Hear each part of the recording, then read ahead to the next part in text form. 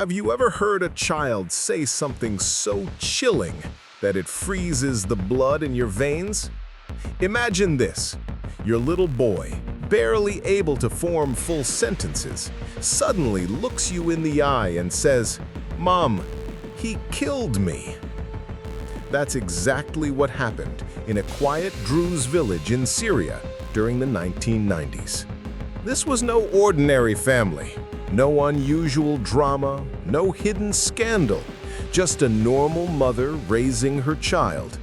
But from the time this boy could speak, his words carried a darkness no child should ever know. He claimed he wasn't really himself.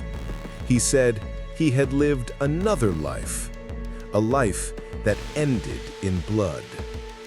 At first, the family brushed it off. You know how kids are. They make up stories, repeat what they hear, say weird things from cartoons or neighbors. But this boy was different. Every time his words circled back to the same terrifying claim that in his previous life, he had been murdered with an axe. Not just that, he said he could remember who killed him. Now, you need to understand the cultural backdrop here. The Druze community, though small, has strong traditions, and one of them is a belief in reincarnation. Unlike in many other parts of the world, where such claims might be dismissed as fantasy, here, people listened. They took it seriously. The mother, at first horrified, later realized her son wasn't just spinning tales. The boy's voice would tremble. His face showed pain that felt too real for his young age. And then there was the birthmark. Right on his head, across his skull, was a strange red mark, almost like a scar he was born with. The boy insisted it marked the exact spot where he had been struck in his past life. Now things escalated. This wasn't just a child rambling anymore. This was becoming evidence. The boy not only described the weapon, an axe, he also named the man who supposedly killed him, a man who still lived in the same village. Can you imagine the tension? A small rural community, whispers spreading like wildfire, a child pointing fingers at an adult saying, "You killed me." At first, people didn't want to believe, but doubt began creeping in. How could a child know these things? How could he even speak such truths with that kind of detail? And then came the turning point. The boy told his mother he could take her to the place where his body was buried. Now stop for a moment. Picture this. A 5-year-old leading his mother, his family, and skeptical villagers through rocky hills, walking with absolute certainty, step after step, until he stopped, pointed to the earth, and said, "This is where he put me. This is where I died." The villagers decided to dig, and what they found silenced everyone. A human skeleton, and on its skull, clear evidence of a violent injury, exactly where the boy's birthmark was. But that's not all. Nearby, buried and rusting, lay an old axe, the very weapon the child had described.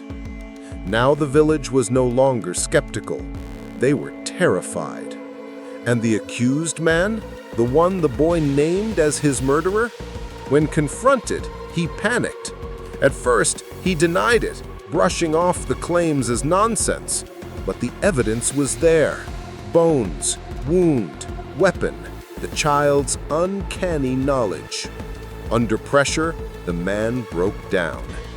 He confessed to the killing years earlier. The crime, long hidden and buried with the victim, had resurfaced from the lips of a child who remembered too much. This case shook not just the Druze village, but researchers worldwide.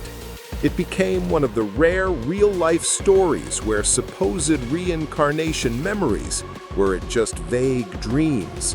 They were matched by physical evidence: a birthmark, a weapon, a grave, and a confession. So what do you make of this? Skeptics argue children can be fed stories, that memories can be planted, that coincidences can explain strange details.